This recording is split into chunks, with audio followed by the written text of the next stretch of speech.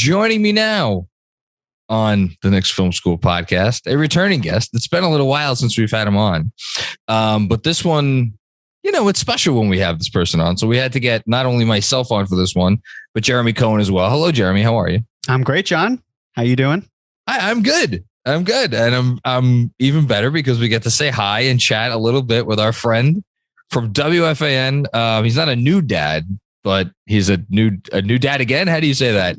John Schmeelk, how you doing, my bud? A little tired, otherwise doing well, guys. It's good to talk to you, and this is kind of the dead period here. After the yearly tradition of getting your heart broken in the lottery, now we wait for them to screw up the draft, and then we wait for Summer League to give us false hope. So this is exactly the meat of the off season. I forgot how much of an optimist you were. It really, I did. But it's good to hear your voice again, regardless. Congratulations, as I was just saying off air. A newborn, 3.5 weeks old. Have you gotten any sleep? Yeah, it hasn't been bad. We've kind of split duties. I'm on paternity leave from the Giants. So the wife's taking care of the baby mostly, and I'm taking care of the 4-year-old. So I'm not sure which one has the worst job, or which one's easier and which one's harder, because both have their challenges, Mr. Macri, as you well know. There's no easy. No. There. Nothing about any of that's easy.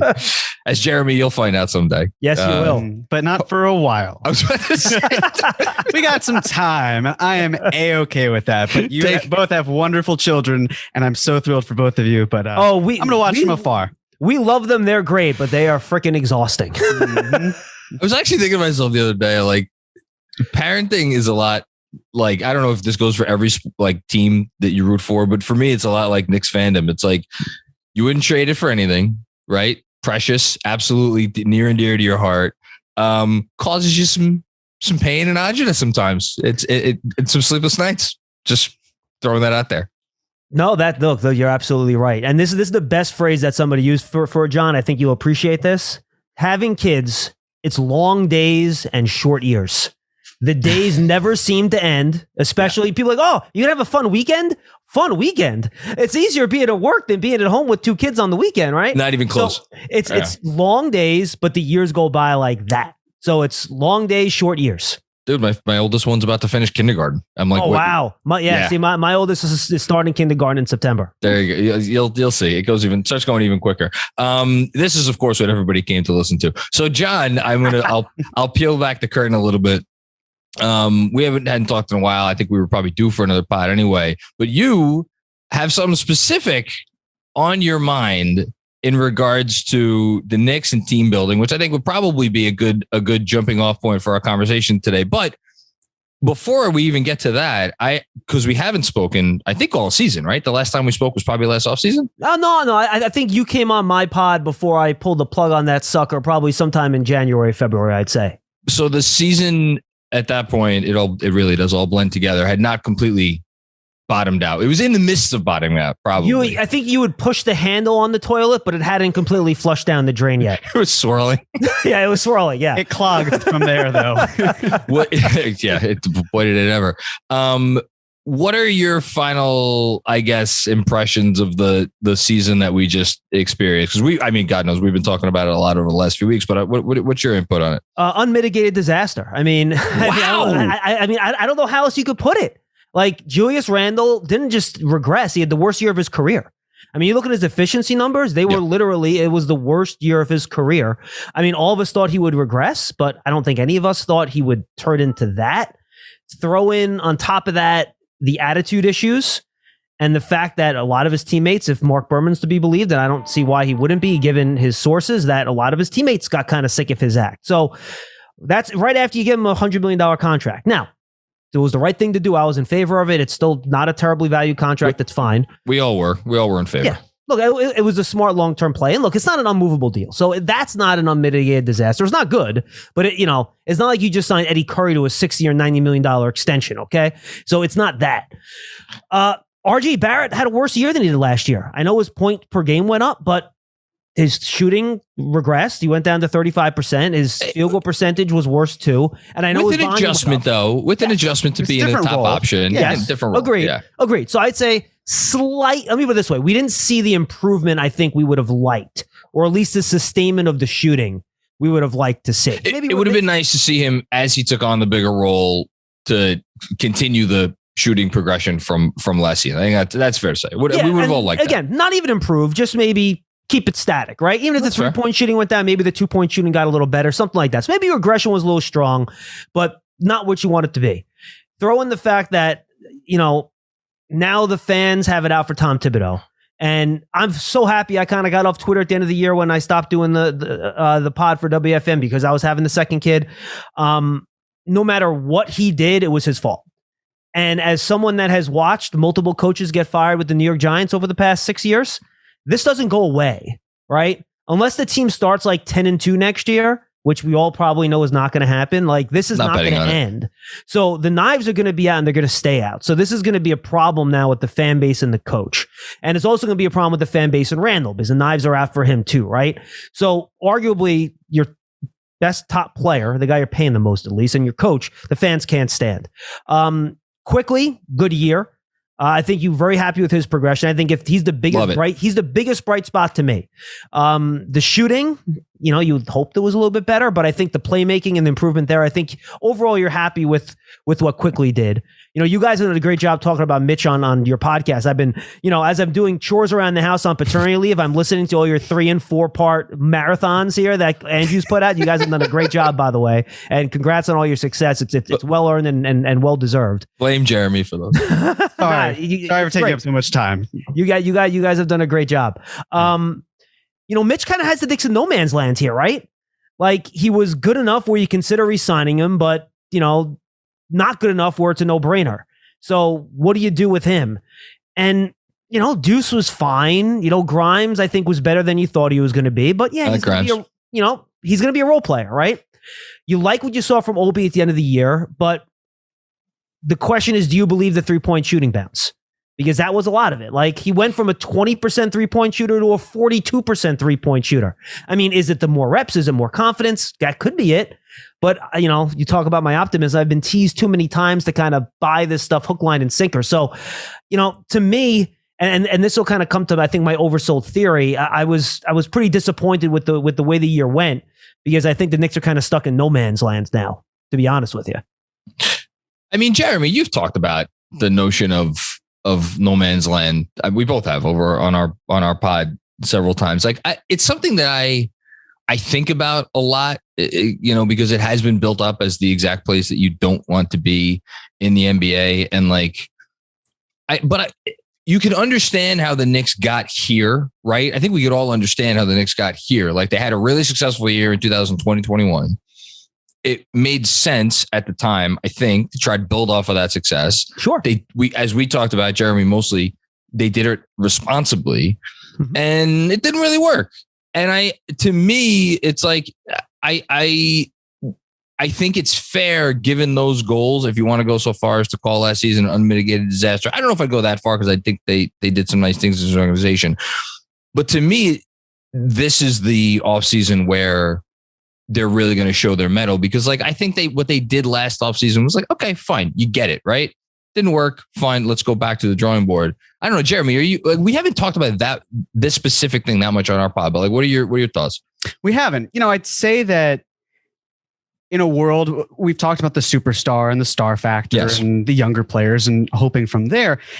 If the Knicks were in a position where, if they didn't have team options on a lot of these deals, if Kemba were signed for another year, if it just seemed like there was a logjam that couldn't see the light at the end of the tunnel, I think I would be much more in that camp. But, again, the Knicks have a surplus of first round picks over the next 7 years. They've got 8 picks.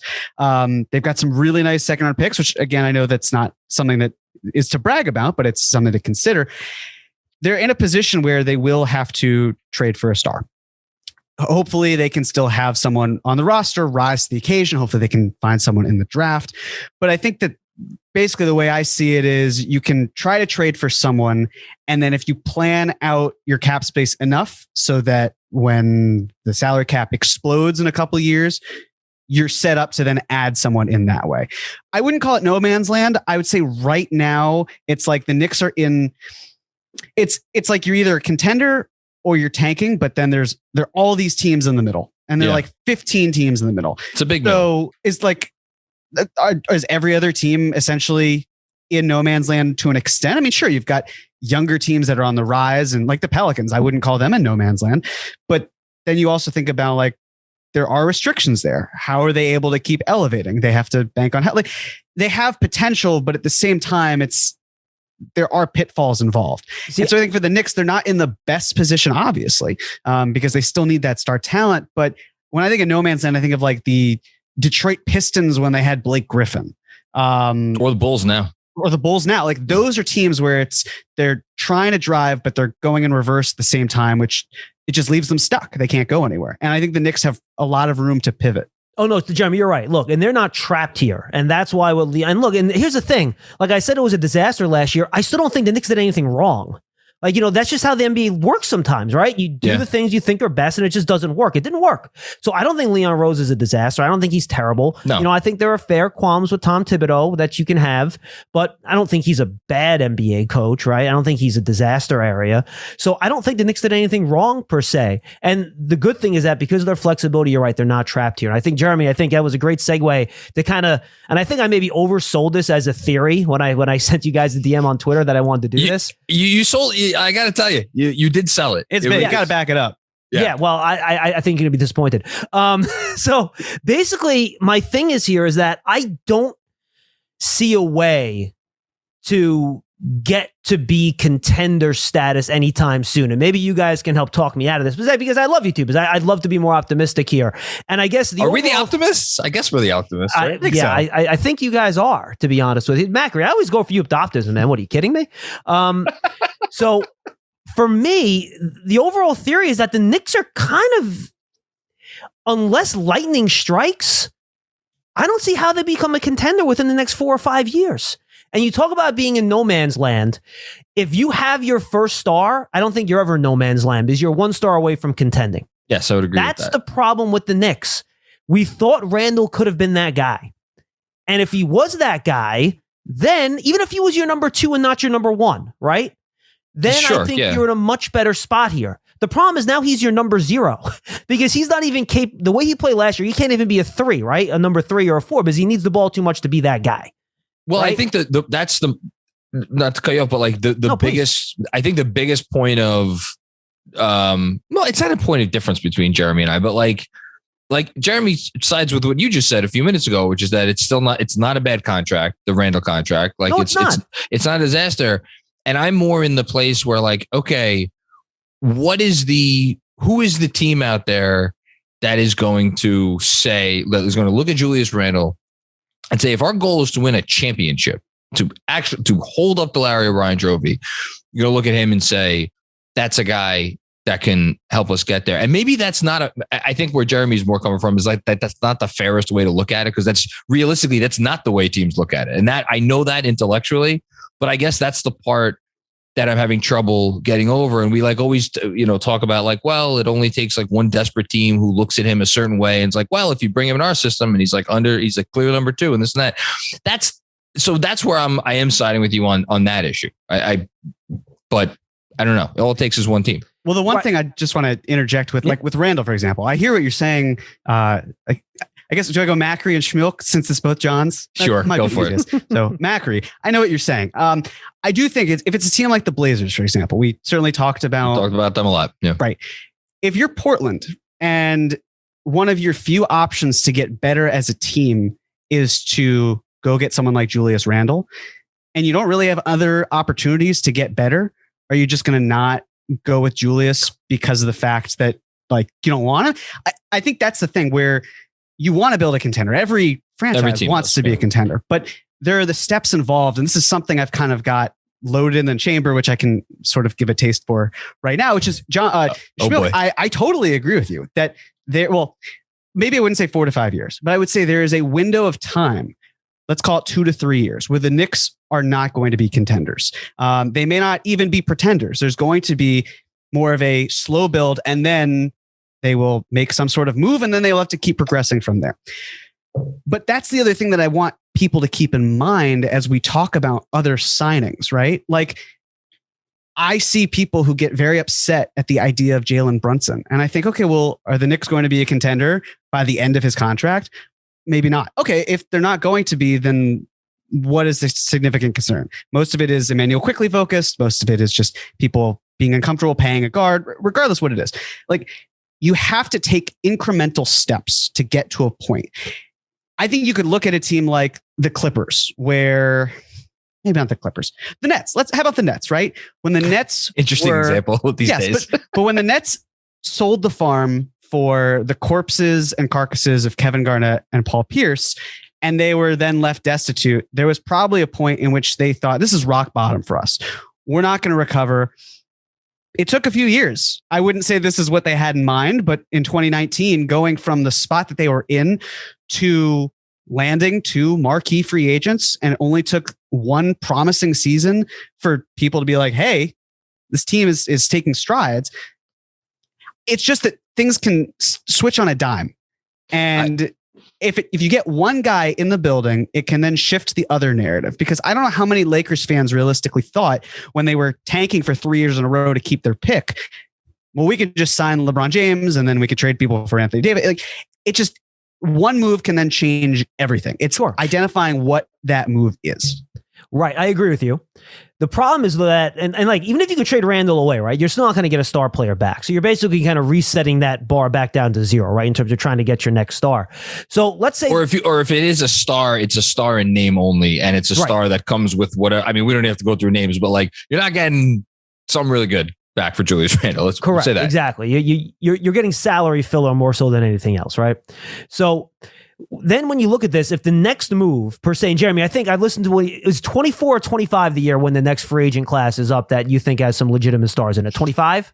It's 25. 25. All right. So that's 3 off seasons from now, right? Mm-hmm. So the next move in theory then would be the trade for a star, right? And I know we've had this conversation. All three of us have had at different times. That shouldn't be your first move, right? Because that drains all your assets.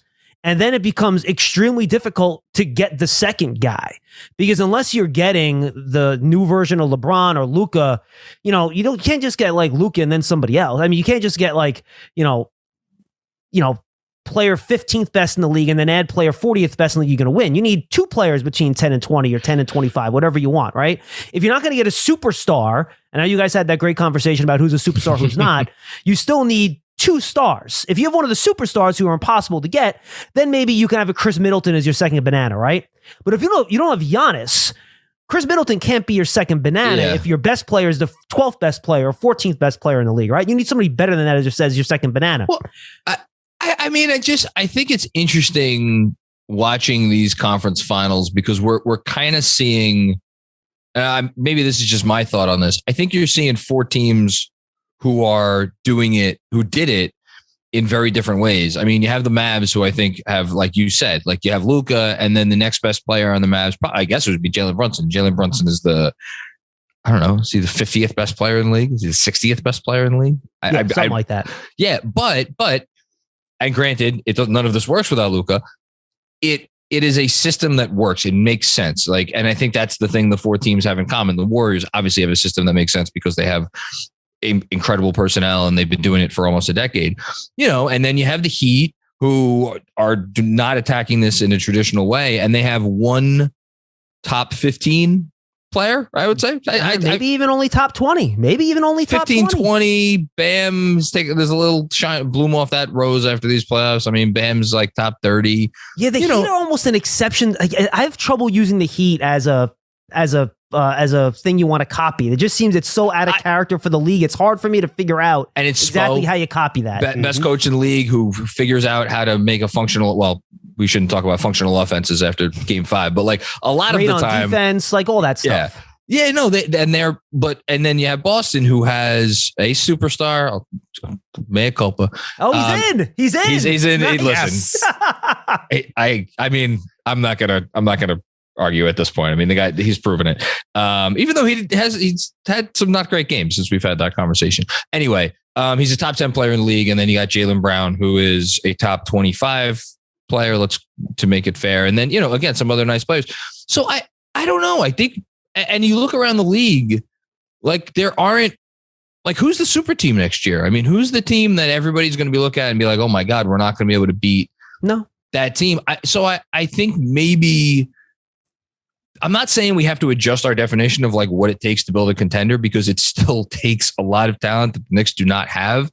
But like once upon a time, I remember Jeremy and I in the early days of this podcast would have these conversations where it's like, okay, how are we going to get 2 of the top or 3 of the top 15 players in the league? Because if you don't have that, you're not going to win anything. Now I think it's more like there are different ways to at least get in the conversation. Is that fair? I think so. I mean, here's the other thing too.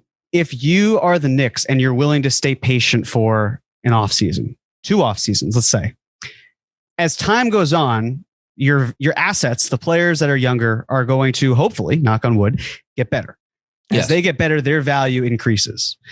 As the players who are stars on the open market, as their contracts wind down, their value often lessens. So if you can find an equal point where the value of the players on your team exceeds the star talent's dwindling contract situation, then you are able to strike, and it's not like a gut punch.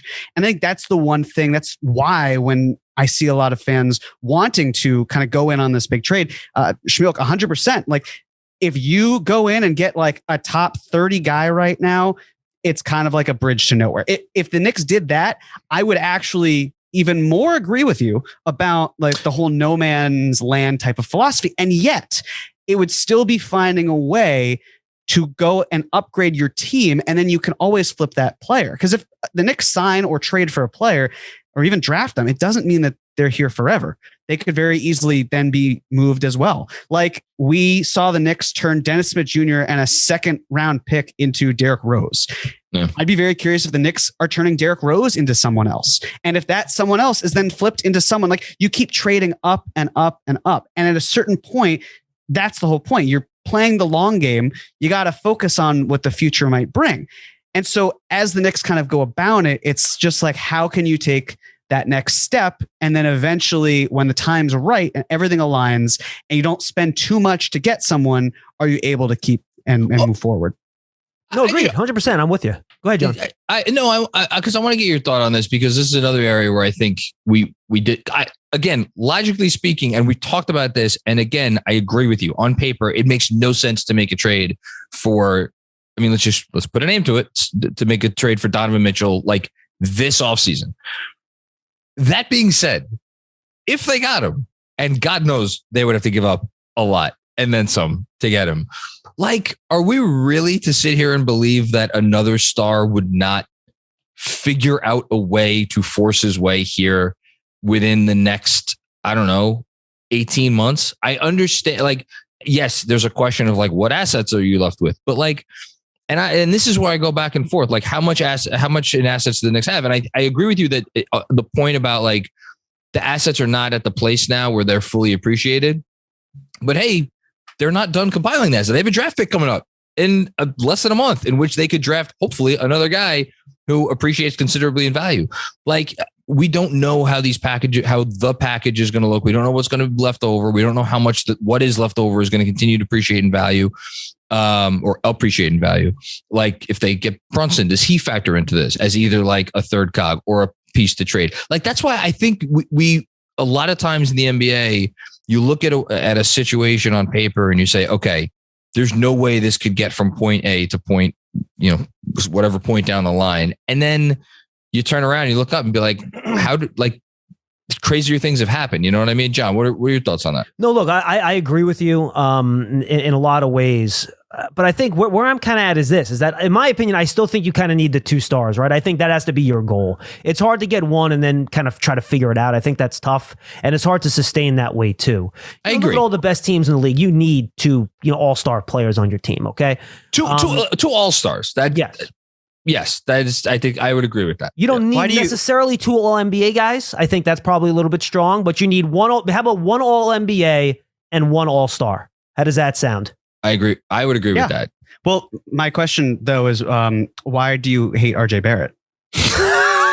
I knew it was going to come to this. Do you guys want to do this now? Well, we could, but you can do the this one now thing I'll say, if you look at all 4 teams that are left standing, 3 of them have superstars that are homegrown. Yeah. And then you look at Miami and this is their second trip in 3 years to the Eastern Conference Finals. And a player like Jimmy Butler, who we're all on the same page. I don't necessarily view him as a superstar. I view him as a star who can have a superstar impact when it matters. But if that's is that basically a runaround way of saying he's a superstar? I don't know. I don't think so. But there has to be an emphasis, but it doesn't have to be the only thing, because then Bam's homegrown. I know he's not their number one, but he's a defensive player of the year candidate, and he is the backbone of a lot of what they do on. But does Jimmy force his way there without? He forced his way there because of the infrastructure. Bam was a big part of that infrastructure. So I think you say 3 out of 4. I think you could even kind of like say 3.5 out of 4, right? Because Bam is such a big part of it. He's foundational, but he's not. No, yes, right. I agree. He's not that superstar effect. And I think, again, if the Sixers pick Jimmy Butler over Ben Simmons, then the Heat are where? Not in the Eastern Conference Finals, because they're left kind of floundering and figure out what to do. But so it does start internally, but then you look at the Raptors and what they did with their championship run. They didn't have really any homegrown, like quote unquote homegrown guys, and they didn't have a single lottery pick that was on their team. So doesn't Kyle Lowry kind of? I know, obviously he was. When they got him, he was considered the 30th best point guard in the league. I don't even know. Sure. And they also used their homeroom guy in DeRozan to get Kawhi. Exactly. But they focused internally. That's Siakam. Don't forget Siakam. Yeah, sure. Siakam. But then Siakam at the time also, to an extent, like he's not a first option. He wasn't. He was able to thrive off of having these guys. So that's really it. Where if you can line these things up and look internally, it's like, I don't really know what else the Knicks can do other than just draft smartly and keep their eyes peeled, because what people would say is, well, tank. And the Knicks just aren't going to do that because of the fact that it's not going to happen. And the reason it's not going to happen is because the Knicks and their front office aren't going to focus on ways of moving backwards. They're not. And then in the hopes of, I know it's a great draft, right? But then if that's the case, if there are teams that are better than the Knicks and they wind up in a similar position next year, is that really the worst position to be in? I don't think so. Right. I don't think so at all. I'll say this, though, and I think this is now the conversation to have, and we can talk about RJ Barrett specifically if you want. But then how do you, between now and 2025, when you have that shot at the free agent class, how do you best handle your business, right? What's the best way to go about things in terms of player deployment and how you're operating to maximize your chance to land those 2 stars? And I agree. Developing the young guys has to be number one. Either they develop into a star themselves, or they develop so well that you can then package them for a true star at some point. So that's number one. So then you get back to, all right, well, it's development of the young guys. And I think despite what people like to yell about Tom Thibodeau about not playing the young guys, he actually has developed the Knicks young players pretty well. I'd say he's done a pretty good job. Any other regime. So aren't we at the point now, though, where we've seen these young guys play, where even if it's at the expense of a few wins, these guys should play a little bit more? And look, the Knicks would be in a much better spot. You guys went through all the trades in your podcast, right? The Knicks were slotted in at the 7th spot this year instead of 12th, right? That's only a few losses.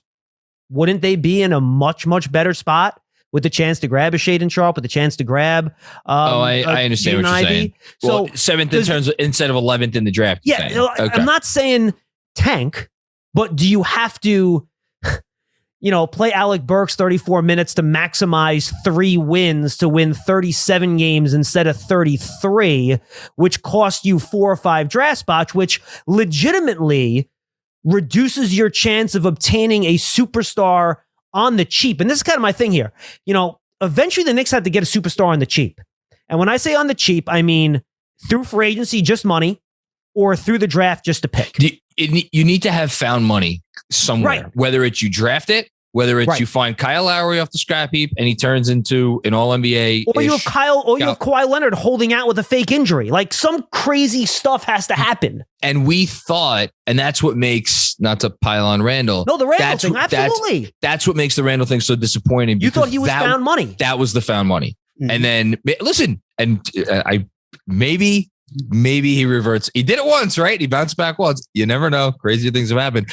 I guess what I'm leaning towards is like, I don't think it's impossible to have a situation with the Knicks where they get something. Like, even if you look at like Fred VanVleet, like they didn't get Fred VanVleet. But at the time, Fred VanVleet was looked at as like, it's an overpay, right? To get him at whatever the contract was. Like if the Knicks had got like, well, you're paying a lot of money for it. Now. Well, I think either VanVleet or Gordon Hayward, right? Either of those guys would kind of qualify in this conversation. Well, right? Except Hayward would probably not have been the best because of the injury situation. Well, of course. Yeah, that's fair. But like, I don't know, if you get Jalen Brunson, like what is everybody saying about the Brunson signing? Well, it's a lot of money for a little guard. You know, he plays alongside Luka, this, that, the other thing. Like if Jalen Brunson comes here next year and makes an all-star team like Fred VanVleet did last season, I'm not saying Jalen Brunson is Fred VanVleet, but I'm also saying like, the guy's played now how many playoff games? No, I think that's fair. 17, 18. 18th tonight, yeah. Yeah, and he's averaged, I don't know what his exact average, but like he's put up numbers that would be like, okay, yeah, that guy might be an all-star. Like I think it's not, there is a possibility to do it. I think this draft pick is huge. And then to get to the RJ conversation, which I think is a good place to get to at this point.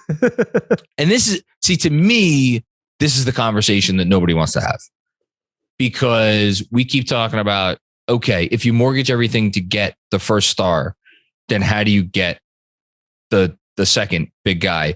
And I think the reason we're having that conversation is because neither you two or anybody else in Knicks land, if they're being honest with themselves, thinks that a combo of Donovan Mitchell or any other attainable star, right, via trades, attainable star, and RJ Barrett is winning anything. Not next year, not 3 years from now, not 5 years from now.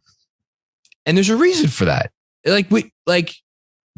It's just like they're not good enough. Well, so Jeremy, here's the beauty of it, though. We don't have to think about that right now because if Donovan Mitchell's not going to be here, not today, we don't. Right. But that's what I'm saying. I think the reason why people don't want to have the conversation is because it's too early to have the conversation. I'm not talking about that conversation. I'm talking about the conversation of start next. Donovan Mitchell starts the year on the Jazz. Great. Yeah, yes. And we get to when's the All-Star game is before the trade deadline, right? It's after. Oh, so then, okay. It's after. So this is a conversation really for next summer. Yes. And the conversation for next summer is RJ Barrett has made more progress and you have an opportunity to trade him straight up for Donovan Mitchell without trading anything else. And by that point, your other assets have appreciated. Obi Toppin's gotten a little bit better. Emmanuel Quickley's gotten a little bit better. Let's say one of the other young players has gotten a little bit better. Let's say you hit the draft pick. Let's say you got another top 10 pick coming in the lottery. All of a sudden, if you're Utah and Donovan Mitchell's like, okay, I gave it another year. I want out. I'm leaving in 2 years anyway, so you better trade me now. And I want to go to New York. And if you could trade him for RJ then, and then trade whatever other stuff for, I don't know, Joel Embiid or whoever that other big time star is, that's the conversation I don't think anybody wants to have yet. Well, yeah. And, Jeremy, real quick, you talked about these guys not fully appreciating yet, these young guys, right? So don't trade them now until they've fully appreciated to their value. Well, Barrett's about to hit that point, right? Because once he signs that extension and he plateaus a little bit. It depends on what it is, though, John. Well, I know, but come on. You don't think RJ Barrett's going to want his $30 million a year, whatever it is? I'm sure he'll want it. But if the Knicks aren't comfortable doing it and they also have a plan in mind for how they can sign him and then also create an environment centered with him in mind, right? Then I think he could certainly be up to it. I don't know him personally, though. Maybe he doesn't want that at all. No, he seems like someone who's and all these players should try to maximize the amount of money they make. Sure. No question about it. Absolutely. So for me, that's kind of one of the things I want to talk about. Like, does it make more sense to try to find somebody that believes that RJ is going to be an eventual All-Star All-NBA guy now? This summer? That star about? Like, or maybe it's at the trade deadline. Maybe RJ has maybe RJ plays in the first 2 months next year like he played in the last 2 months last year or something like that. Which, by the way, still isn't as good as people point out, just for the record. But it wasn't efficient. It wasn't efficient. Yeah, I mean, I went through it. Do you know how many times RJ shot over 50% in a game last year? Over 50% in a game? Over 50%. He played in 70 games. How many times did he shoot over 50%? I'll go 20. 13. 12. Okay. Once every 6 games. I mean, and that's 3 in October, by the way. 3 of those came in October before the season even got rolling. Yeah, so that was his hot start. That's poor. It is. It's poor. And that reason is why I don't think you're going to find anyone who is going to give you what you think fair value, you meaning the Knicks, what you think fair value is for RJ Barrett right now, which is why you shouldn't, I don't think you should trade him. Absolutely not. No, I'm with you on that. But for me, and the reason I'm less bullish on RJ as other fans, the one thing I've learned scouting in the NFL, right? Points and stats and performance is good. It's all about traits, man. Like traits. You draft traits. And RJ is what in the NFL you call a straight line player, right? He gets build up speed. He's a straight line player. Yeah. He doesn't have a lot of wiggle. The biggest thing about RJ, and the thing that I think is eventually going to hold him back, is his inability to create space, right? If you want to be a star in the NBA, you need to do one of two things. You need to be able to create space athletically at an elite level. That's either with explosiveness, with quickness, however you want to do it. One way or the other, create space. The other way you do it is by being an elite shooter. In my opinion, in the half court, I have not seen the athleticism necessary from RJ to create space on a consistent basis. Even his drives that he finishes, they're all contested. He doesn't clear shoulders, he doesn't drive past people. And that's why his shooting percentage at the rim is so poor, because he has to take such difficult shots because he doesn't create space on the initial drive, right? He does it well in the full court when he has a runway. And then we all know about his jump shot. It isn't where it needs to be. His pull-up game, you look at the clean the glass percentiles, it's not very good. It's not great. And keep in mind, his percentages aren't very good when teams are basically telling him to take a pull-up 16-footer whenever he wants off the dribble, and they don't care if he does it. That's not in his bag right now, that pull-up 16-footer, which you kind of need. I think every elite wing at least needs to be able to pull that shot out if need be. I'm gonna defend. I've eaten a lot of crow. And then, John, real quick, let me say one more thing. Yeah, sure. We've seen him be able to attack drop defense as well. That's the one thing I think RJ does really well. Yeah, against the pick and roll, if you play drop against him, you give him a runway to build up some speed, he can get to the lane, he can finish. I think he does well against that. But against switches, he doesn't attack mismatches well on switches. Occasionally, he'll bully ball against little guys, but otherwise, not great. And I think, his most efficient part of his game is drawing fouls, right? And I think he does a good job again to the line. The problem is that in the playoffs and in close games and fourth quarters, the end of games, the officials don't call those fouls as much. And the whole point of having a star player is to be a shot maker at the end of games to help you win close games. Why are the Knicks so bad in fourth quarters and close games this year? They didn't have a shot maker when teams turned the screws defensively in the final 6 minutes of the game. Julius was that guy 2 years ago. He was. Derrick Rose was that guy 2 years ago. Well, Rose because of injury and Julius because he disappeared, they weren't there this year. If those guys played at least in the fourth quarter the way they did a year ago, this team would have won 5 or 6 more games easily, just on close games and not blowing leads. But I just wonder, unless, again, the jump shot, somehow he pulls an elite jump shot out of his bag, which is not impossible. Anybody can do it. But I think that's a stretch to think that's going to happen at this point, given especially his 3 free throw percentage. He doesn't have great touch. He's a little bit stiff. Like I said, more of a straight line guy. I just have trouble seeing him be able to be that guy at the end of games to create a high percentage shot for himself, to close out games and defenses in the half court, turn up the screws, and the officials aren't going to give those less than obvious foul calls in the lane. And that's my I hate RJ, which I really was about don't to say, because I do think, John, by the way, when his career is over, he might make 1 or 2 All-Star games. That's possible. Like, he might have a great 3 months and make an All-Star game here or there, but I'm just not sure he's ever going to break through that top 50 player in the league type of conversation. Well, what's great about this, John, is like, we don't have to ask you why you hate RJ Barrett because you just told us. very, very out front about it. I just want to say, in terms of, so a lot to unpack. I hear you. I hear what you're saying. I think the thing with RJ as well is also the players who are around him. If we're talking about Julius Randle and all the things that have gone wrong, and the fact that with Mitchell Robinson, there is negative space as well when it comes to, like, he's often just found in the dunker spot or underneath the basket. It can be a challenge for RJ to be as efficient as he needs to be. It's a problem. I will say though that it's not the shot making that was an issue in my mind for a lot of the losses. A lot of it did fall on Tibbs' shoulders. And we have proof of that because when he was with Minnesota, we saw a ton of blown leads. And it wasn't this opportunity where it was like, hey, the Knicks could have like stolen these games. It didn't feel like that. It oftentimes felt like, let me go back to old reliable, which was a bunch of crappy veterans who like to not play with pace, who like to basically let the lead dwindle. It felt like they were playing preventative basketball. They weren't trying to go on offense. And then at a certain point, I agree with that. That's fair. Leads slip away so much, and there's so much inflexibility that it's like, well, maybe the young players should try. And if we go back to the conversation about picking between the 7th and the 11th and all that, I mean, at the end of the season, the Knicks were winning games mostly on the backs of the younger players. Mm-hmm.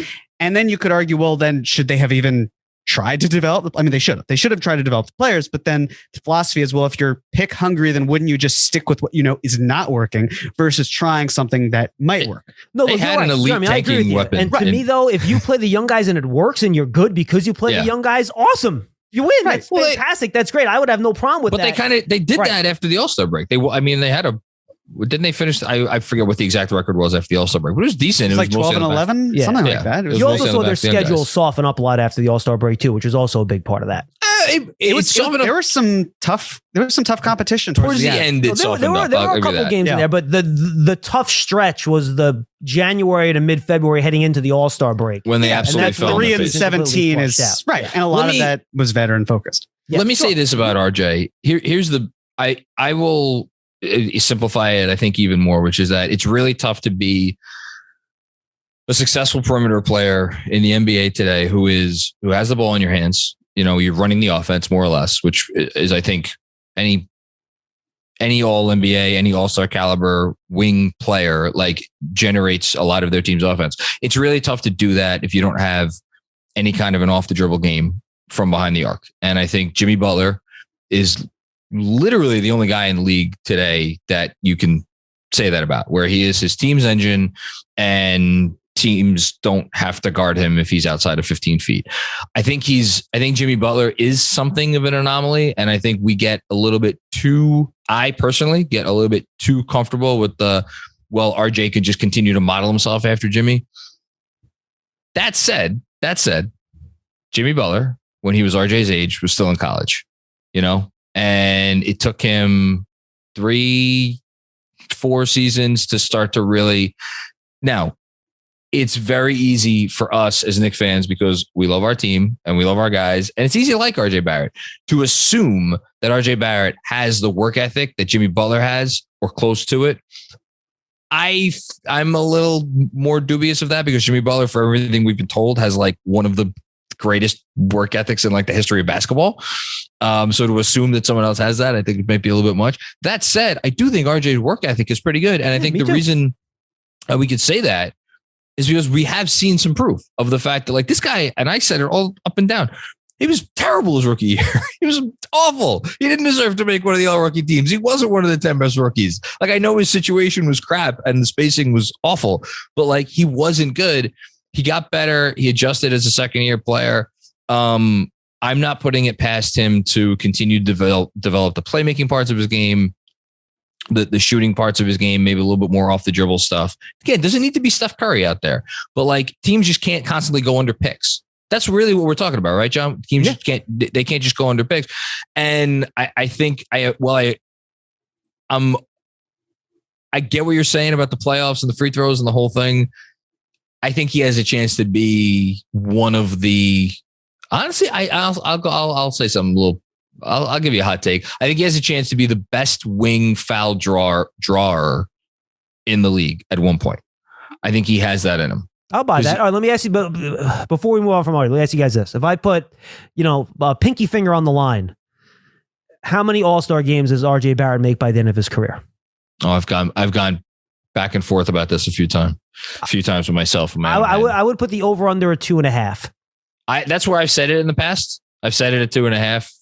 Jeremy, you're a little higher than me, right? I am. I originally had it at a much higher number than that. I'll go a little bit down, say 3.5, maybe 4.5. But I want to go back though, because I'm still kind of taken aback. So you think Terrence Davis had a better all rookie bid than RJ Barrett? I'm going to hold your feet to this. Terrence Davis helped a winning team win basketball games. But since when has the Rookie of the Year or any of those distinctions been in any way correlated with winning? Did like Michael Carter Williams won the Rookie of the Year and played for the Sixers? Yeah, but I think we could go. Came off the bench for 68 games, 68 of his 72 games off the bench. In Philly? No, Terrence Davis in Toronto. Oh, Terrence. Yeah, no, look, again, RJ had a lot more on his plate, but he was like the advanced stats, like the on-off stats, like the efficiency stats, all of them painted him as one of the worst players in basketball his rookie year. But then didn't that happen with someone like Anthony Edwards and suddenly he's the media darling? He switched it about midway through. He started to become a somewhat helpful player. Listen, I'm just, look, if they put him on one of the teams, I would have been okay with it. I would have been cool with it. It's more, but that was not the soapbox that I was getting on. I know. I had to. Yes, yeah. I hear you. I heard it. I had to stick up for RJ Barrett. He's getting a beating on this podcast. I'll tell you what. I'll go 3.5 too. 3.5 All-Star games. All right. But and by the way, guys, go ahead, Jeremy. I'm sorry. There are two things just like, and I don't think they're mutually exclusive. The front office can want to build with RJ Barrett, and the front office can also feel that at the end of the day, down the line, RJ doesn't have to be the answer for what they're doing. Sure. And I think we're still at the first point, which is just like getting the tools to develop him, to make him the impact player, seeing what you've got there. And it's why I certainly hope they can come to an agreement on an extension and that it's not ginormous and they can move forward. It's more that I think another thing to consider with RJ is a lot of it is in the NBA strength focused. And before, I hear you in terms of like speed and explosiveness, RJ certainly doesn't have that. But then, and I'm not making a comparison here, just more as an example, like Jimmy Butler is strong. Kawhi Leonard is strong. If RJ Barrett can continue to add strength to his frame, then he can be crafty enough and strong enough where he can bully other players and mismatches. And I think that's also where he has room to grow physically, like where he was when he started versus now. It seems like, I don't want to say night and day, but there's a stark difference. And I just wish he was a little bit longer, Jeremy, to do that better. I wish he was just a little bit longer. If he is that Paul George or Kawhi length, I'd feel better about that outcome. You know what I mean? I hear you. Absolutely. And he's a little bit shorter as well. So 100%. No, look, and guys, I do not hate RJ Barrett. And again, the Knicks should not just dump him. They should pay him if it's a reasonable contract. And I think that kind of gets back to where we are. So guys, build assets, keep getting better. That's fine. But like you can't let Mitch walk away for nothing then, right? But if you pay him, then you run into cap issues in 2 years. And, then you get to, John's boy Tibbs, then you have to play the young guys. And look, and I was going nuts as much as everybody else. Fans were driving me nuts every game. If, Obi Toppin didn't play 38 minutes, people were ready to storm the Garden with pitchforks. I was, driving me nuts. I couldn't take it anymore.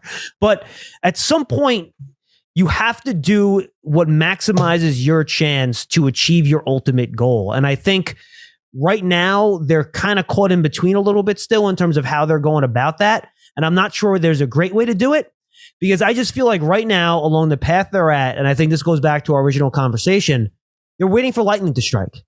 And you're just waiting to fall ass backwards into a star with the 11th or 12th pick in the draft. You're, hoping you get cap space in 25 and a star is available. He doesn't resign and he wants to leave and he runs your way. I mean, as hard as it is to trade for a superstar, that's honestly the easier part of what the Knicks path to a championship is right now. And when that's the easy part for you, it's really, really hard. And I want to be convinced that it's not that hard. And maybe I'm barking up the wrong tree. Maybe it just is. And that's how the NBA works. Look, here's ultimately why I think they're in a better position than other teams.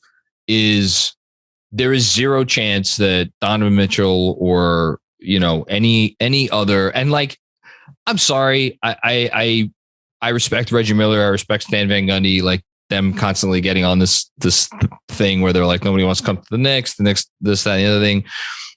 I think we have to consider the fact that at least this regime, this coach, like what they have going on, like it's the first time in pretty much 20 years that they've been looked at as competent, other than when Donnie Walsh was here. And when Donnie Walsh was here, like they did get a superstar. They got Melo.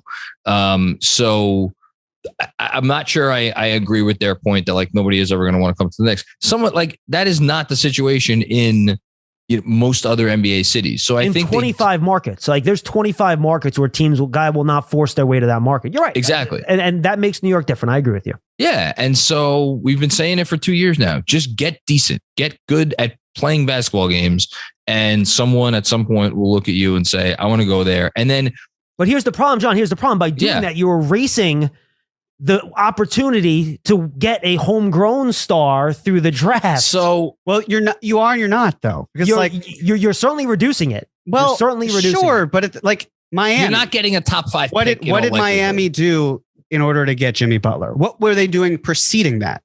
Did they have any top 5 picks? The year that they went 10-31 as the start, they then went 31-10. Yeah. I think that if you are a good team, players are interested. It was the big reason why when it was Kevin Durant and Kyrie Irving and the Knicks have double max cap space and RJ Barrett, it wasn't like, hey, even if Zion had landed in New York, you're telling me that Kyrie Irving, who was determined to go to Brooklyn regardless, and that was just terrible reporting and intel that Steve Mills and Scott Perry seemed to have. But let's say they had that intel and they were still comfortable with the opportunity. And let's say that with Zion in the building, they're listening, right?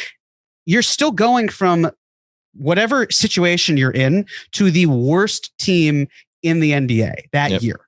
And if you are able to at least show that you're good enough, right? Like the Clippers, why did Kawhi want to go there? Well, he wanted to be near his home. Would he have gone there if they had the worst record in the NBA?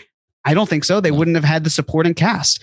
LeBron going to the Lakers when they were that crappy was like completely something we just have not seen and probably won't see for a very long time. And I just think that you're talking about like how you structure it. Here's how you do it. If you're the Knicks, you obviously build as smartly as you possibly can financially. What does that mean? It means don't give crazy contracts out to players where you feel like they'll fall short. That's the RJ situation. I've talked before how I love RJ. My heart says give him the max. My head says not so fast. That's not the right thing. With Mitchell Robinson, they're not even going to run into a salary cap issue with him per se. It's more, do they want to commit to Mitch as Mitch? Do they want to better allocate that money? Because I don't think the problem with them is we don't want to pay a center, period. I think it's we're not in love with Mitchell Robinson, and we think that we could probably better get a player who's of similar caliber for around the same cost or cheaper and turn Mitch into another player or a traded player exception, which turns into another player, whatever it is. But if you're the Knicks and you are able to basically design your contracts so that they decline every year, and then you bring in someone like a Donovan Mitchell type, and then you walk into the 2025 season where cap space, hopefully, if everything is being reported, explodes with the new TV deal. And then you don't have to make room to get another star. You basically just slot a guy in and they say, like, you're telling me that the Knicks, who look good, they've looked consistent, there's something that's like kind of being built here and real.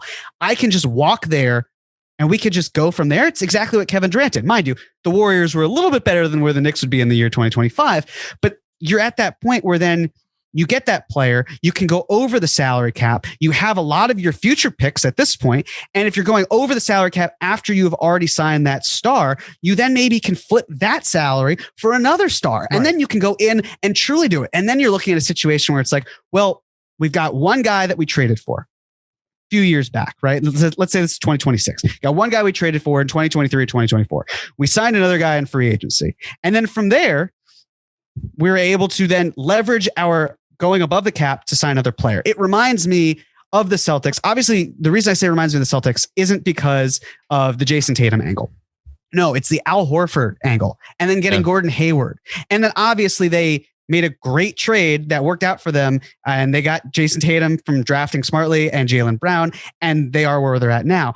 But it started with, let's just get a good player in the building, and then we'll get another good player in the building, and then we'll keep accumulating talent. And it might take a few years, but we're going to get to the point where we feel comfortable and we can be a contender. And now with them being one win away from making the NBA Finals for the first time in over 10 years, it starts to make sense. But they don't have the Jason Tatum. They don't have the Jaylen Brown. They need to find ways of getting... Oh, they might have the Jaylen Brown. They might. 100%. Why do I hate RJ Barrett? Yeah, exactly. Seriously, man. Why do you? But that's the thing. If we're I'm the RJ defender on this. If we're talking about playing the long game and multiple stars and everything, then yes, I think actually to go back to Schmeelk, your initial point, 4 to 5 years for true contention, maybe that's not so far off. But maybe you can at least find a sweet spot where you're on the upswing. You're showing like we're a pretender, but we're knocking on the door. We could get there. We just need a little bit of help. That's if you could plan for 2025 and then do whatever you need to do after that. And we'll see how that becomes more clear this year, next year, and the year after. That's your pathway.